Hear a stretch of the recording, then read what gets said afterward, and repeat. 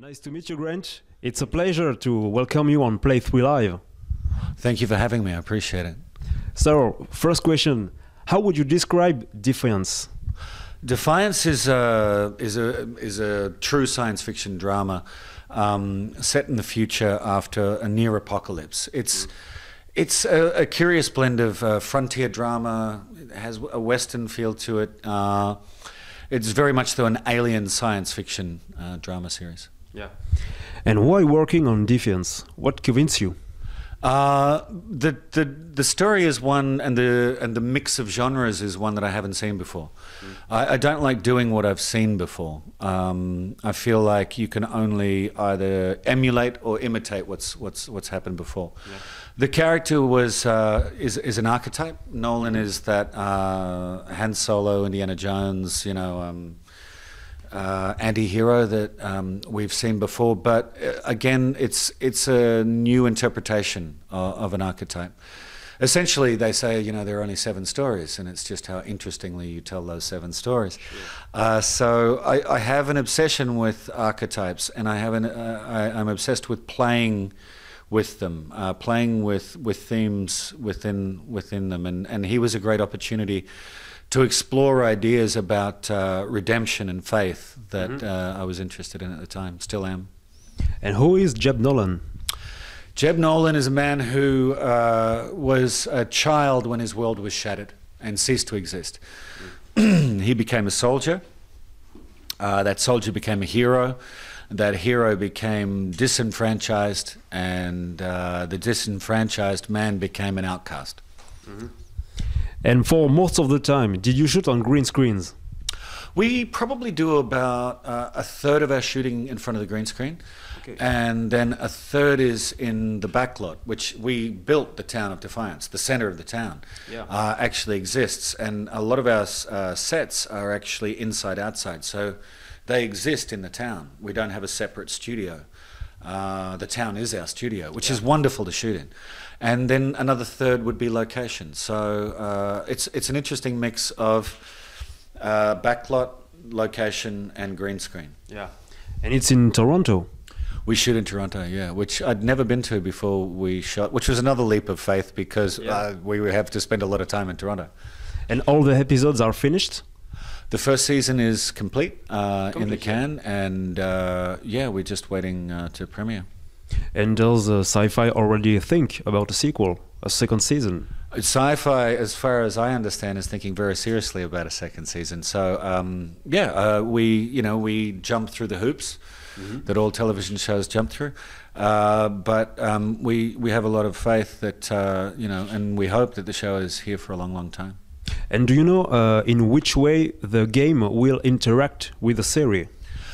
The conception and the development of the game and the show as a fusion has been very long. It's 5 years in total. And a lot of that time was taken up with trying to create a new transmedia experience for an audience. So we wanted the show to stand alone. The show can stand completely on its own. You don't have to be a gamer or play games in order to have a complete experience watching the show. The game is the same. The game you can play and never watch the show. Yeah. What we've done is we've created an experience where if you do both, you have an additive experience. So you will, for instance, if you buy the game on launch on the 4th of April, the first experiences you have as a player will be with me and my character. Now, the interaction we have actually directly influences the action of the pilot. Okay. And did you shoot several stories in order to, reflect the player's action in the game? For example, depending on the success or failure in a mission by a players, will the next episode will reflect this success or failure? No, it's not a real-time interaction between the game and the show, and this is key. What was key in the development of Defiance was that the game be an MMORG. Okay. By making the game a pervasive world that always exists, we get to allow the show to be the finite part, the anchor, if you will, to the relationship. I think when this has been conceptualized before, people have thought of the television show as being the big never-ending event and the game being the finite thing. Yeah. We turned that on its head. So you as a player will be given challenges, or there will be world events or opportunities that you can pursue.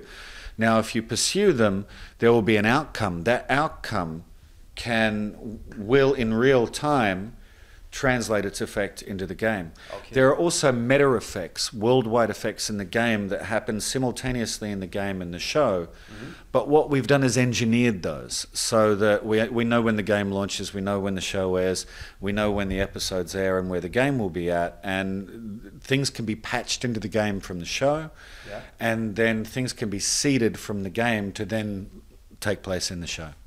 And we will learn more about Jeb in the game. Yeah, you will. You'll actually you'll have a much better idea on who he is if you play the game before the show launches. The storyline that occurs at the beginning of the game, like I say, completely affects the beginning of the pilot. Yeah. In which way were you involved in the development of the game? Motion capture, you know, things like that? My involvement in the game was creating the character for the game, of course, and strangely enough, I created the character of Nolan by doing the motion capture and the voice work on the game without ever having done the show. I did that before I started work on the show, and I've never had that experience of creating the character outside of the project before. Yeah. So that was new and interesting. Yeah, the extent of my involvement in the game is basically my character starts in the game, exits the game to join the show, and then there's the opportunity that in between seasons of the show, my character can then flip back out of the show and go back into the game. Yeah.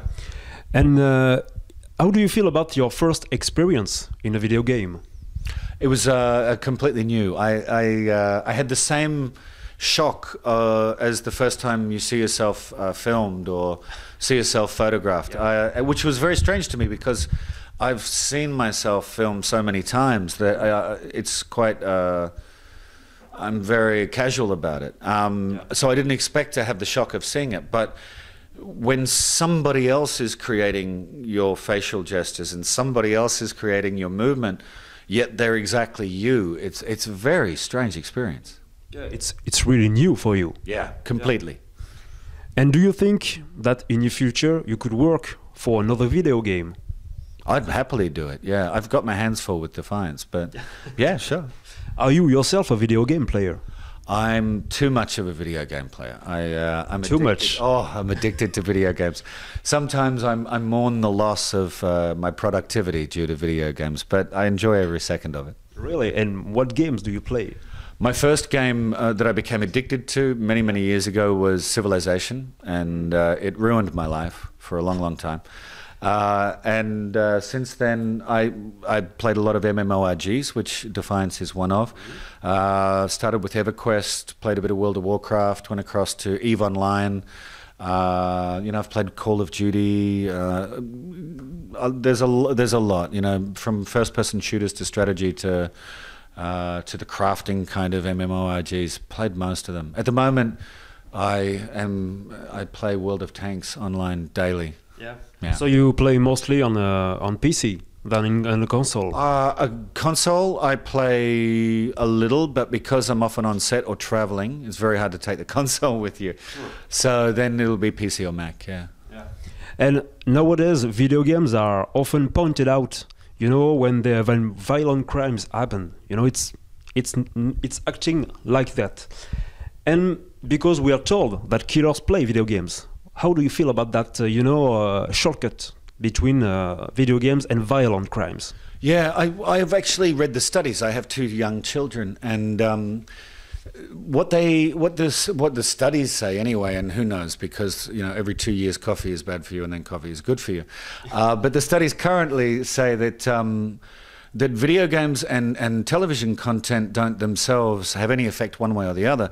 But what is interesting to me is the latest studies say that the amount of time spent is the key. And it's got to do with how much parenting is being done and how much children are being babysat by games and television. It's not necessarily the content that they're experiencing, whether that content is, you know, combative or violent or not, but how much the child is spending in the presence of their parent and the feedback that they're getting, which kind of makes common sense to me. Yeah. And what would you like to do if you haven't been an actor? I'd be lost. I've done a lot of things in my life, but none of them is much fun. If I wasn't acting, I don't know. Before I acted, I wrote advertising for a living. So maybe something like that. Yeah. In advertising. Maybe not advertising, but I'd be writing. And what's next for you? At the moment, I'm being a dad. I'm out promoting the show. I had a very busy year last year. So I got to play Richard Burton last year, and I got to play Nolan for 6-7 months of the year. So this year, I'm looking for something to top it. I'm always looking for something that is better than the last thing. I had such an amazing year last year. I haven't been able, so far in the first 2 months of the year anyway, to find something that tops it, especially Burton. Yeah. And you know, in France, we almost know you for your playing in Lost and Ugly Betty. Yeah. Can you tell us about your experience for this series? Yeah, for sure. Lost for me was the first time I'd been on a major American television show, and it was such a privilege to be in such an enormous show. Lost was followed by so many people around the world, and all around the world, yeah. And Lost fans are different than any other fan. Why? I was at Comic-Con 2 years ago for True Blood, and two guys walked up to me and they were Lost fans. They came up to the True Blood booth, but they were Lost fans. Yeah. And they had this piece of debris, and they had bought it on auction from the set in Honolulu. Oh, the real set. Yeah, yeah. And they had spent 3 years getting every actor who had played in Lost, that's hundreds of actors, to sign this piece of debris. Whoa. And I think there were 12 more people after me, out of everybody who had ever been in Lost. There was another couple that came up to me at a convention, and they said to me, you know, in your second episode, you pulled out the flight recorder box from the plane. I said, yeah. And they said, you took it out from the safe and you put it on the table. And I said, yes. And they said, and it was burned around the edges. And I said, yeah. They said, what did that mean? And I said, I don't know. That's how the art department gave me the box. No, nobody knows. But they had noticed everything. Whoa. Lost fans watched that show so closely. I've never encountered an audience that were as engaged with a show. And did you watch the end of Lost? No. No? No. And I didn't watch the end of The Sopranos either. Oh, Sopranos. I have a hard time with the end. Yeah. I don't like seeing the end. So, should we see the end of Defiance? I'm hoping you won't see the end. So, thank you, Grant. Thanks for your time. Thank you. It was really a great time, and all your fans are thanking you. Well, thank you for having me. We are happy to have you in France, so enjoy your time in Paris if you have still a little bit of time, and see you soon, maybe. See you soon. Thanks, mate. Thank you. Bye-bye.